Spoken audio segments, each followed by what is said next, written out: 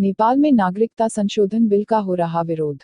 नेपाल के नागरिकता अधिनियम में संशोधन के प्रस्ताव का वहां तराई के 22 जिलों में विरोध शुरू हो गया है। भारतीय सीमा से लगे भैरहवा सहित कई स्थानों पर लगातार दूसरे दिन जमकर प्रदर्शन हुए। प्रस्तावित संशोधन के बाद नेपाल में शादी करने वाली किसी भी विदेशी महिला को नागरिकता के लिए 7 साल इंतजार करना होगा। हालांकि यह नया नियम सभी देशों की महिलाओं पर लागू होगा, लेकिन हाल में बिगड़े रिश्तों के मद्देनजर बहुत से लोगों का मानना है कि यह भारत को निशाना बनाने के लिए किया गया है। भारत नेपाल के बीच सदियों से रोटी बेटी का रिश्ता है। यूएनएससी में स्थायी सदस्यता का मिला रूस का समर्थन। लद्दाख में वास्तविक नियंत्रण रेखा पर तनातनी के बीच रूस भारत चीन के विदेश मंत्रियों की मंगलवार को हुई वर्चुअल बैठक के दौरान भारत के पुराने दोस्त रूस ने संयुक्त राष्ट्र सुरक्षा परिषद में भारत की स्थायी सदस्यता का जोरदार तरीके से समर्थन किया है। रूस के विदेश मंत्री सर्गेई लावरोव ने कहा कि आज हम संयुक्त राष्ट्र में सुधार की समस्या पर बात करते हैं और भारत संयुक्त राष्ट्र में स्थायी सदस्यता के लिए मजबूत नॉमिनी है। हम भारत की उम्मीदवारी का समर्थन करते हैं। रूस के विदेश मंत्री ने चीन के साथ वास्तविक नियंत्रण रेखा पर लद्दाख में चल रहे तनातनी का भी इस दौरान जिक्र किया और कहा कि उन्हें नहीं लगता है कि इसमें किसी तीसरे पक्ष के दखल की जरूरत है। लावरोव ने कहा, हम यह उम्मीद करते हैं कि स्थिति लगातार शांतिपूर्ण रहेगी और विवाद का शांतिपूर्ण समाधान किया जाएगा। लावरोव ने कहा कि ऐसा मुझे नहीं लगता है कि इसमें भारत और चीन को किसी बाहरी की जरूरत है। कमलेश पासवान ने कैथ थाना में मुकदमा दर्ज करने के लिए दिया प्रार्थना पत्र। बांसगांव लोकसभा के सांसद कमलेश पासवान ने कैथ थाने में मुकदमा दर्ज करने के लिए दिया प्रार्थना पत्र। कमलेश पासवान ने अपने प्रार्थना पत्र में लिखा है कि अनुसूचित जाति के जनप्रतिनिधि को जाति सूचक शब्दों का प्रयोग करते हुए अपशब्द का प्रयोग करते हुए गाली गुप्ता देने व जानमाल की धमकी दिया गया है। आगे अपने प्रार्थना पत्र में लिखा है कि होप पेनेसिया हॉस्पिटल निकट छात्र संघ चौराहा थाना कैंट जनपद गोरखपुर के निदेशक डॉक्टर शून्य प्रमोद सिंह व अनिल कुमार सिंह द्वारा 65 परिषद के हिस्सेदारी के अनुसार विगत 4-5 वर्षों से हॉस्पिटल को संचालित किया जा रहा है, परंतु चिकित्सा संस्थान में संसाधनों की कमी होने के कारण मरीजों के बेहतर इलाज व उपचार में परेशानी हो रही थी कि इसी बीच डॉक्टर प्रमोद सिंह व इनके सह निदेशक द्वारा चिकित्सा संस्थान में संसाधनों की कमी को पूरा करने के लिए व सुचारू रूप से संचालन हेतु गुहार लगाए, जिसके सापेक्ष डॉक्टर प्रमोद सिंह ने हिस्सेदारी का शेयर मुझे कानूनी नियमानुसार स्थानांतरित करने को कहा। तत्पश्चात मेरे द्वारा हॉस्पिटल को सुचारू रूप से संचालन हेतु वार्ता के क्रम में मेरे द्वारा सहमति दे दिया गया, जिसके अनुसार मुझे वह मेरे अन्य साथियों को निदेशक के रूप में नियमानुसार तय किया गया, जिसका प्रक्रिया नियमानुसार चल रहा है। इसी बीच दिनांक 22 जून 2020 को दिन में लगभग 12:30 बजे उक्त चिकित्सा संस्थान के निर्देशक श्री विजय कुमार पांडेय पुत्र शंभू शरण पांडेय निवासी शास्त्री नगर जनपद महाराजगंज व पूर्व में रहे सदस्य श्री रामनिवास गुप्ता पुत्र बिंदेश्वरी व श्री अशोक मधेशिया पुत्र बिंदेश्वरी हाल मुकाम रामनगर कॉलोनी बख्शीपुर गोरखपुर, रवि प्रकाश श्रीवास्तव निवासी आम बाजार बशारतपुर गोरखपुर व श्री गोविंद प्रसाद पुत्र खदेरू राम निवासी मु 0-576 पनियरा जनपद महाराजगंज व इनके साथ आए हुए गोपाल मधेशिया पुत्र रामनिवास गुप्ता हाल मुकाम रामनगर कॉलोनी बख्शीपुर गोरखपुर व श्री आनंद सिंह निवासी तारामंडल गोरखपुर, श्री अमरीश राय निवासी बेतियाहाता थाना कैंट गोरखपुर व अज्ञात 40 से 50 लोगों के साथ हॉस्पिटल के मुख्य प्रवेश द्वार पर पहुंचकर डॉक्टर प्रमोद सिंह वहां उपस्थित सह निदेशक से विवाद करने लगे। इसी बीच मुझे सूचना प्राप्त होने के उपरांत मैं भी मौके पर पहुंचकर दोनों पक्षों को समझाते हुए यह कहा कि आप लोग मुख्य गेट पर विवाद ना करके अंदर बैठकर आपसी समझौता कर लीजिए। इतने में ही श्री गोपाल मधेशिया पुत्र रामनिवास गुप्ता हाल मुकाम रामनगर कॉलोनी बख्शीपुर गोरखपुर श्री आनंद सिंह निवासी तारामंडल गोरखपुर व निर्देशक श्री विजय कुमार पांडेय पुत्र शंभू शरण पांडेय निवासी शास्त्री नगर जनपद महाराजगंज व पूर्व में रहे सदस्य श्री रामनिवास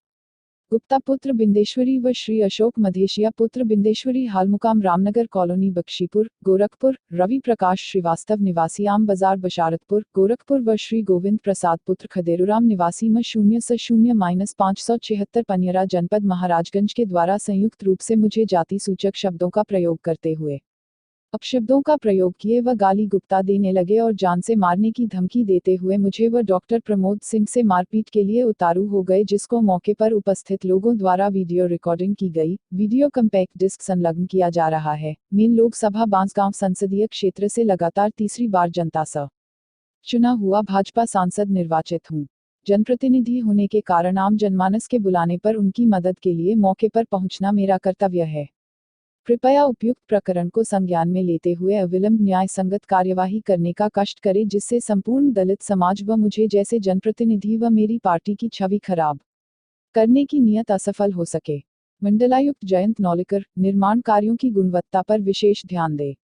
मंडलायुक्त जयंत नौलेकर ने निर्देश दिए है कि निर्माण कार्यों की गुणवत्ता पर विशेष ध्यान देते हुए जो परियोजनाएं संचालित है उसे प्रत्येक दशा में समयबद्ध ढंग से पूर्ण करें और यदि किसी नई परियोजना की आवश्यकता है तो उसका प्रस्ताव अतिशीघ्र प्रस्तुत करें ताकि शासन को स्वीकृति हेतु प्रेषित किया जा सके। उक्त निर्देश मंडलायुक्त ने आयुक्त सभागार में आयोजित निर्माण एजेंसियों की बैठक करते हुए दिए। इस अवसर पर संचालित परियोजनाओं का स्क्रीन पर प्रस्तुतिकरण किया गया, जिसकी एक एक कर प्रगति की समीक्षा मंडलायुक्त ने करते हुए संबंधित कार्यदायी संस्थाओं को निर्देश दिए कि शासन से अवमुक्त धनराशि के सापेक्ष व्यय का उपयोगिता प्रमाण पत्र समय से प्रस्तुत करे तथा जिस मद में धन की आवश्यकता हो उस हेतु प्रस्ताव प्रस्तुत करे ताकि शासन को प्रेषित किया जा सके। बैठक में बताया गया कि कैंपियरगंज में फायर स्टेशन की स्थापना हेतु भूमि की उपलब्धता न होने के कारण कार्य में विलंब हो रहा है। आयुक्त ने मौके पर ही उप जिलाधिकारी कैंपियरगंज से दूरभाष पर वार्ता कर भूमि की उपलब्धता सुनिश्चित करने के निर्देश देते हुए कहा कि यदि कोई कठिनाई आ रही हो तो अवगत कराएं ताकि उसका निराकरण कराया जा सके। मंडलायुक्त ने यह भी निर्देश दिए कि जिन प्राथमिक विद्यालयों के अपनी छत नहीं है उनके प्रस्ताव प्रस्तुत किए जाए। इसके साथ ही देवरिया एवं कुशीनगर में मेडिकल कॉलेज के प्रस्ताव भी नई परियोजनाओं में जोड़े जाए। उन्होंने पार्कों के सुंदरीकरण तथा पर्यटन, सड़क आदि कार्यों को प्रमुखता के आधार पर पूर्ण करने के निर्देश दिए। क्षेत्रीय पर्यटन अधिकारी द्वारा बताया गया कि वर्तमान में उनकी कुल 9 परियोजनाएं संचालित है। रूस दौरे पर राजनाथ सिंह ने कहा, कम वक्त में रक्षा सौदा पूरा करने के लिए तैयार। रक्षा मंत्री राजनाथ सिंह ने मंगलवार 23 जून को कहा कि भारत रूस विशेष और विशेषाधिकार प्राप्त सामरिक भागीदारी करते हैं। रक्षा संबंध इसके महत्वपूर्ण स्तंभों में से एक है। उन्होंने कहा कि रूस और भारत ने अपने रक्षा सहयोग की समीक्षा की और इसके विस्तार के तरीकों पर चर्चा की। दोनों देश कम समय में रक्षा सौदे पूरा करने के लिए तैयार हैं।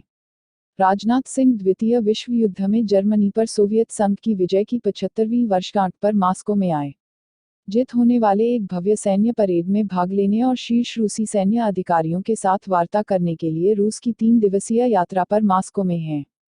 उन्होंने कहा कि मॉस्को की उनकी यात्रा कोविड महामारी के बाद आधिकारिक प्रतिनिधिमंडल के साथ पहली विदेश यात्रा है।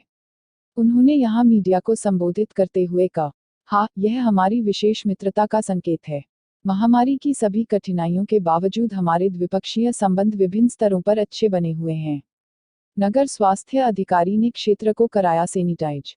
गोरखनाथ थाना क्षेत्र के चक्सा हुसैन गली नंबर 3 में कोरोना संक्रमित मरीज मिलने पर क्षेत्र को सील कर दिया गया है। सोमवार को सुबह उप जिलाधिकारी सदर गौरव सिंह सोगरवाल ने हॉटस्पॉट क्षेत्र का निरीक्षण किया। हॉटस्पॉट क्षेत्र घोषित होने के बाद नगर स्वास्थ्य अधिकारी डॉक्टर मुकेश रस्तोगी ने टीम को भेजकर क्षेत्र को सैनिटाइज कराया गया। एसडीएम सदर ने हॉटस्पॉट क्षेत्र में रहने वालों को निर्देशित किया कि वह अपने घर से बाहर न निकले। आवश्यक जरूरी सेवाओं के लिए ऑनलाइन के जरिए खरीदारी कर सकते हैं। वहीं ड्यूटी पर मौजूद पुलिस अधिकारियों को निर्देशित किया कि वह हॉटस्पॉट क्षेत्र का सख्ती से पालन करें, किसी भी बाहरी व्यक्ति को अंदर प्रवेश न होने दें। आवश्यक सेवाएं जैसे दूध सब्जी वाले का रिकॉर्ड रजिस्टर में मेंटेन किया जाए। डीएम गोरखपुर व एसएसपी ने हॉटस्पॉट क्षेत्रों में पहुंचकर किए निरीक्षण, दिए आवश्यक निर्देश।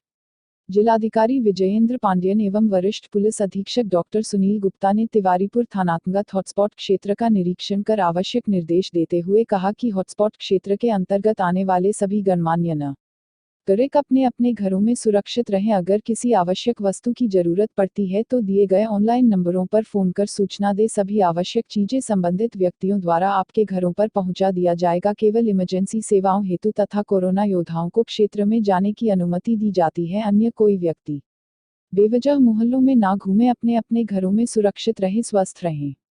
योगी सरकार का फैसला, घरों से हटाए जाएंगे बिजली के चाइनीज मीटर। भारत और चीन के बीच सीमा विवाद अभी थमा नहीं है। ऐसे में देश में चीनी उत्पाद के बहिष्कार की लगातार आवाज उठ रही है। उत्तर प्रदेश में इसको लेकर बड़ा फैसला लिया गया है। यूपी में अब चीन में बने बिजली के मीटर नहीं लगेंगे। राज्य उपभोक्ता परिषद की शिकायत के बाद ये फैसला लिया गया है। मीटर के अलावा चीन निर्मित बिजली उपकरणों पर भी रोक लगा दी गई है। यूपी के गोरखपुर में लगे 15,000 चीनी मीटर हटाए जाएंगे। इसके साथ मीटर उपकरण आगे प्रयोग में न लाने के निर्देश भी दिए गए हैं। ऊर्जा मंत्री ने समीक्षा बैठक में निर्देश जारी किए हैं। अभी तक केंद्र सरकार की तरफ से कॉन्ट्रैक्ट के तहत यूपी में चीन के बिजली उपकरणों का इस्तेमाल हो रहा था, लेकिन राज्य सरकार ने इस पर रोक लगा दी है। 7 जुलाई से शुरू होगी गोरखपुर विश्वविद्यालय की बची हुई परीक्षा। गोरखपुर दीनदयाल उपाध्याय गोरखपुर विश्वविद्यालय की बची हुई परीक्षा 7 जुलाई से 8 अगस्त तक होंगी। विश्वविद्यालय ने अपना टाइम टेबल जारी कर दिया है। परीक्षा नियंत्रक डॉक्टर अमरेंद्र कुमार सिंह ने बताया कि स्नातक एवं परास्नातक अंतिम वर्ष की परीक्षा सुबह 8 बजे से 11 बजे तक, जबकि प्रथम एवं द्वितीय वर्ष की परीक्षा दोपहर 2 बजे से 5 बजे तक होगी। उन्होंने बताया कि जिन विषयों की परीक्षा पूर्व में हो चुकी है उसका मूल्यांकन मंगलवार से शुरू करा दिया गया है। कोशिश की जाएगी कि परीक्षा समाप्त होने के 15 दिन बाद परिणाम घोषित कर दिया जाए।